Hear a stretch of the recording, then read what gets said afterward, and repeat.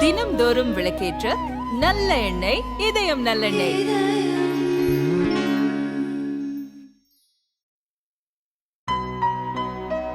இனிமே கண்ணை மூடிட்டு கடலை எண்ணெய் வாங்கலாம். ஏன்னா மந்த்ரா கடலை எண்ணெய் இதயத்தின் தயாரிப்பு.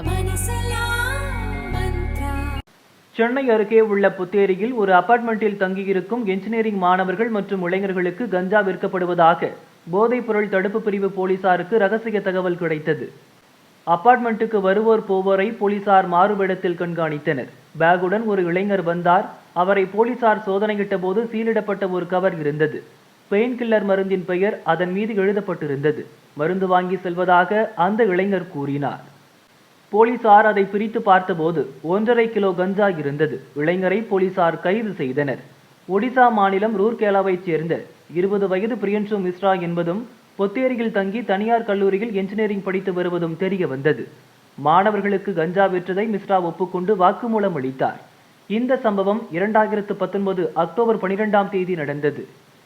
மிஸ்ராவின் படிப்பை கருத்தில் கொண்டு அவர் ஜாமீனில் விடுவிக்கப்பட்டார். ஆனால் சென்னையில் உள்ள சிறப்பு கோர்ட்டில் வழக்கு தொடர்ந்து நடந்தது. மாணவன் மிஸ்ராவுக்கு எதிராக போலீசார் தடவையல் ஆதாரங்களை தாக்கல் செய்தனர். அதை மிஸ்ராவின் வழக்கறிஞர் நிராகரித்தார். போலீசார் பொய் வழக்கு போட்டுள்ளதாக வாதிட்டார். சிசிடிவி ஆதாரம் இருக்கிறதா, சாட்சிகள் எங்கே எனவும் மிஸ்ராவின் வழக்கறிஞர் கேட்டார். மாணவனின் எதிர்காலத்தை கருத்தில் கொண்டு விடுதலை செய்ய கோரினார். அவரது வாதத்தை நீதிபதி திருமகள் ஏற்கவில்லை.